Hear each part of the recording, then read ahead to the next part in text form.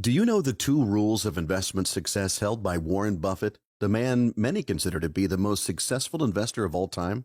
Rule number one, never lose money. And rule number two, never forget rule number one. So ask yourself this: is my retirement money safe? Is it guaranteed? If not, can I afford to lose some of it?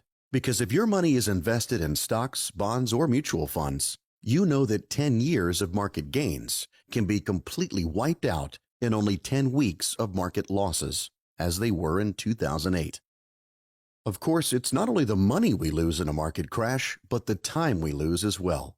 For example, if the market loses 40 to 50% of its value as it did between 2008 and 2009, we would need to earn more than 10% for each of the next 5 years, net of any fees, commissions, taxes, or expenses, just to recover our losses and get even again. More than 10% for 5 years in a row, just to earn back what we had already saved. Which means that we would lose at least 5 years of compounded growth on our savings. That is why avoiding market losses can make such a big difference in the growth of our money. So how can we grow and protect our savings without any market losses and without the risk of losing any of our savings? With an insured contract that guarantees to credit our money with an interest rate based only on the growth of a market index, like the S&P 500, the NASDAQ, or the Dow Jones Industrials, but without any market losses and without current taxation on any of the growth.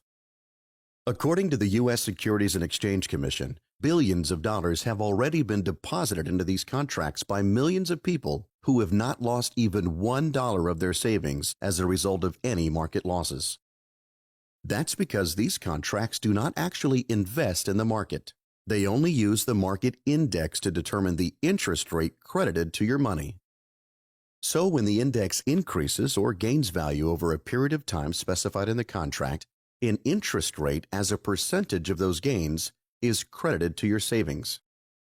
But when the index decreases or loses value, zero interest is credited to your money, and those losses are never deducted, which means that both your principal and your earnings are always preserved, and you never lose any of your money within the contract. However, there is a maximum limit on how much of the index gains can be credited to your money. So you don't get all of the index gains, but you don't get any of the index losses. And because these are retirement income contracts, they are meant for long-term savings, not for short-term or temporary deposits. So if you withdraw more than 10% of your savings in any one year, you could forfeit as much as 10 to 15% of any annual withdrawal that exceeds 10% of your contract value. What's more, the IRS will charge a 10% tax penalty on any tax-deferred interest earnings you withdraw before age 60. So what are these contracts?